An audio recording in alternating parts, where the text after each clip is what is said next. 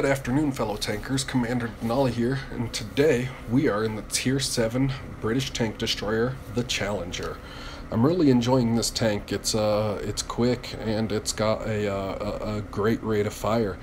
Granted, the gun doesn't have a whole lot of alpha damage like a lot of other tank destroyers, but the British tank destroyers leading up to the Tier 10s, most of them don't. They most have pretty good penetration and low damage, but the rate of fire makes up for that so that you can put several rounds into a target.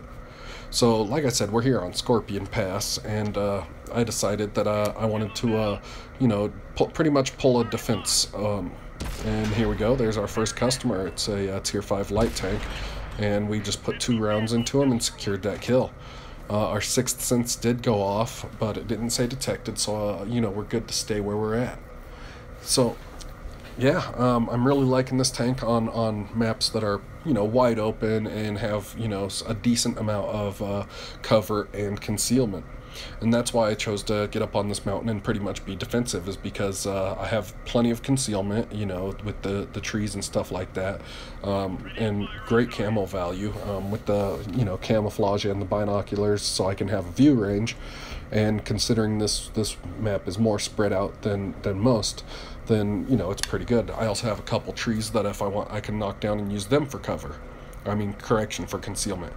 But if I start taking shots, I do have these rocks you see here, these lovely rocks on my right that I can use for actual cover. That way I don't take a lot of damage, because this tank does not have a whole lot of armor. And we just seen an AT-7 in the middle as we were backing up, and we're just going to wait for a moment or two, and we're going to see if he pops back up if we spot him and put some rounds into him.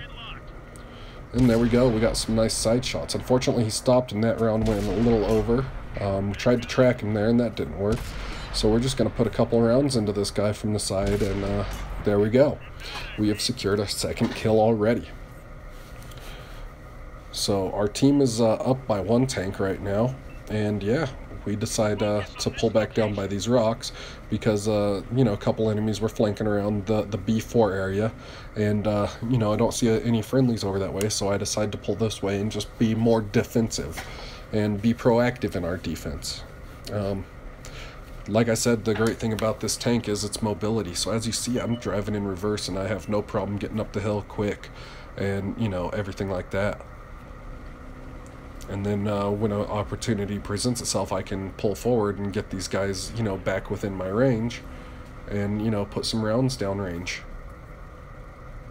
So there we go. The rounds in this gun, they don't have a, too fast of a travel rate. So you do have to lead your target a little bit, but, not horribly. It's not like a really slow, like artillery round or, anything like that. They are fairly quick, but not super quick. And there we go, we got that guy that blind fired us, just following our tracers. That's perfectly fine. I do that to people too.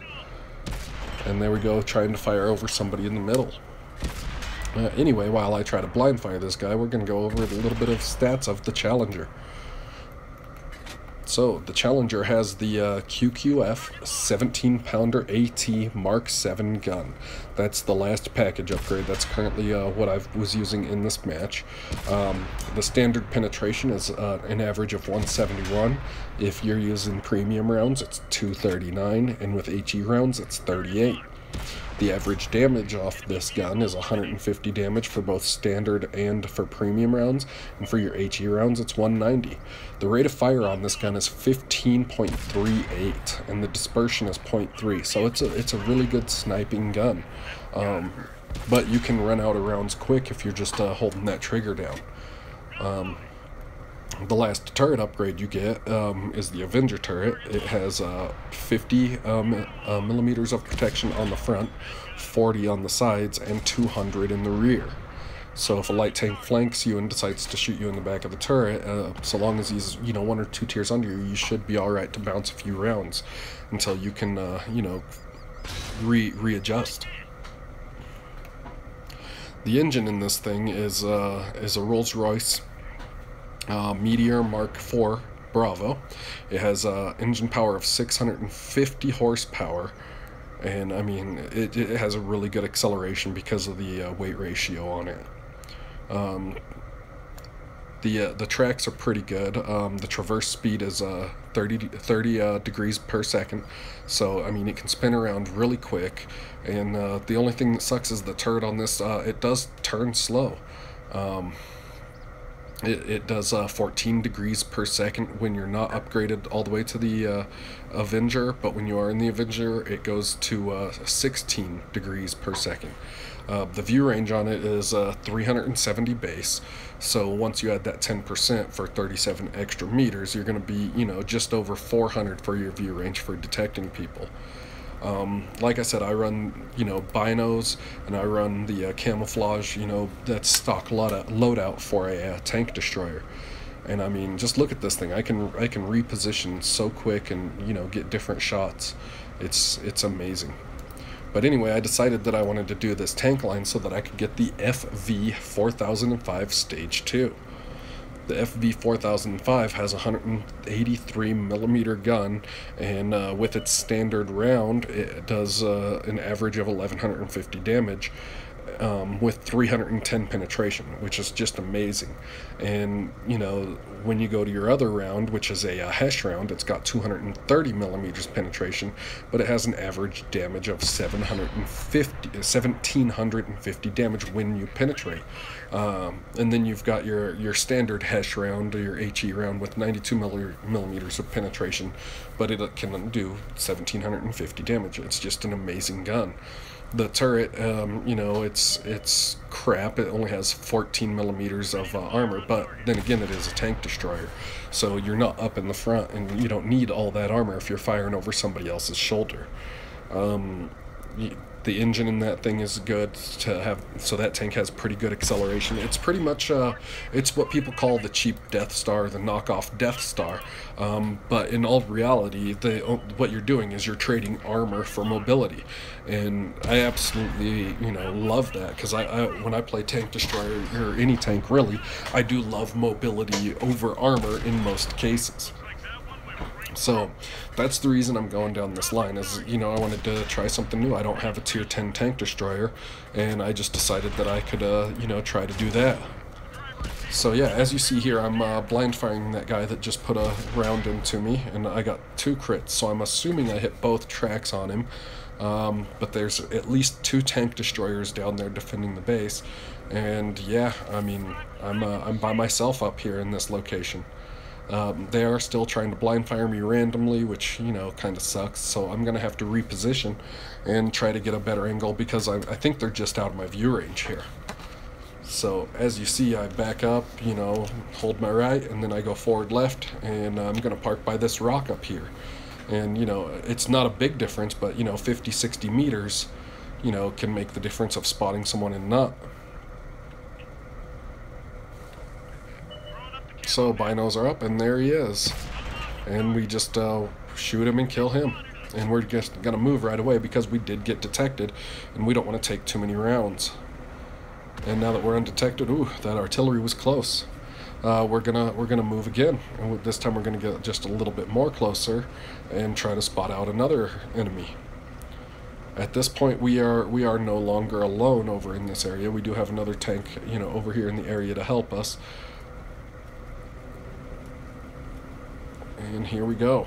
We're gonna help that guy out as much as we can. Unfortunately, I should have waited for my camo to activate there, but I didn't. But I did get 2 rounds into that guy, and then I get hit, set on fire, and finished just that quick. And artillery landed right after that as well. So they pretty much locked onto where I was fairly quick. Like I said, had I let the camo activate, I think they would have been blind shooting me, so I think I would have had time to reverse. Unfortunately for me, I didn't do that, and it was just a mistake on my part. So now we're down by 1 tank. We have 1 tank destroyer, 1 heavy, 1 artillery, versus 3 tank destroyers and an artillery. And pretty much, you know, they're just going to wipe the floor with us. Our heavy isn't doing anything. He decided he wanted to try to be a sniper as a tier 5 heavy, which was kind of pointless. And our Hellcat right here, he's trying. Unfortunately, he just gets hit right there, and, you know, they know where he's at, so he's kind of screwed. He did spot 2 of them though, so he knows where they're at. And he's gonna pull forward here again, and he's gonna shoot, and he's gonna get spotted and shot right after he shoots. So unfortunately now all we have is 1 heavy, 1 artillery, and this heavy, you know, I don't know what he was thinking, but here in a moment he's gonna go to the cap, but before he does that he's just gonna drive off the mountain and hurt himself just to make it easier for the other team, I guess. But you know, that's just the amazing part about some of these players. They just do, well, they make some unwise choices.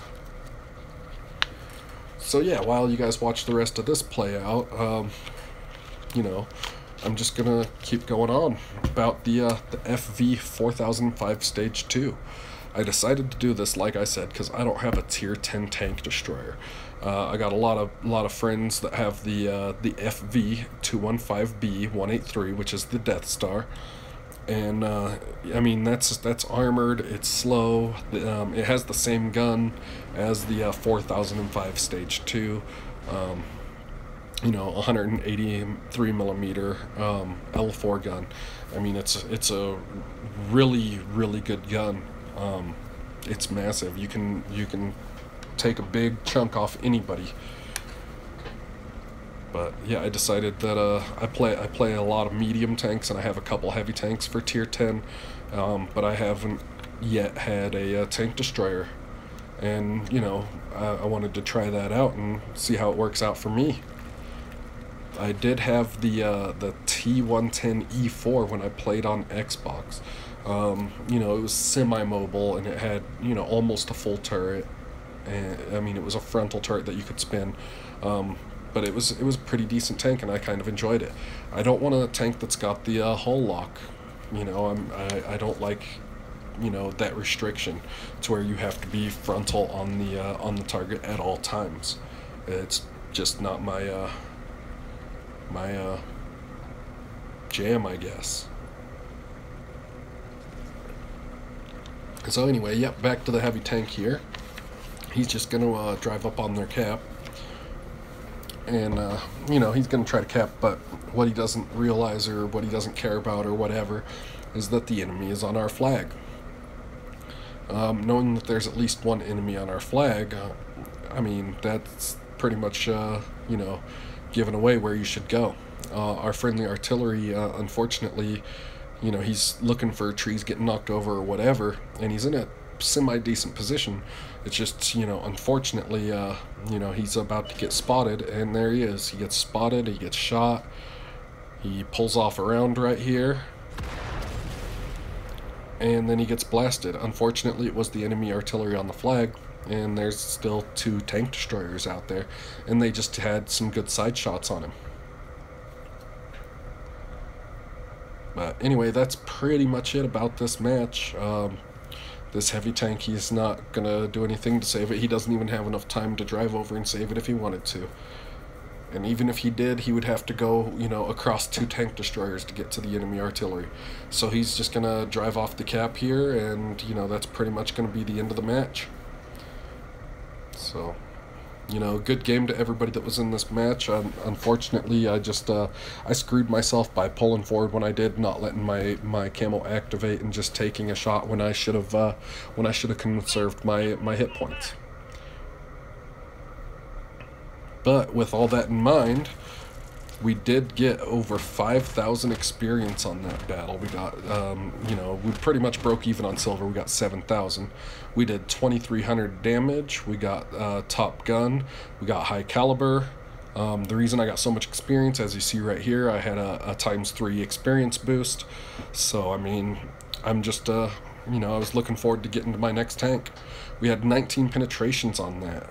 So, I mean, it was a really good match for me. But yeah, so anyway, I'm going to be working on this line, just kind of on the side of working on, you know, anything else I'm working on. So yeah, you guys go out, you guys kill some shit, and I really hope to see you guys on the battlefield. Don't forget, like, comment, and subscribe.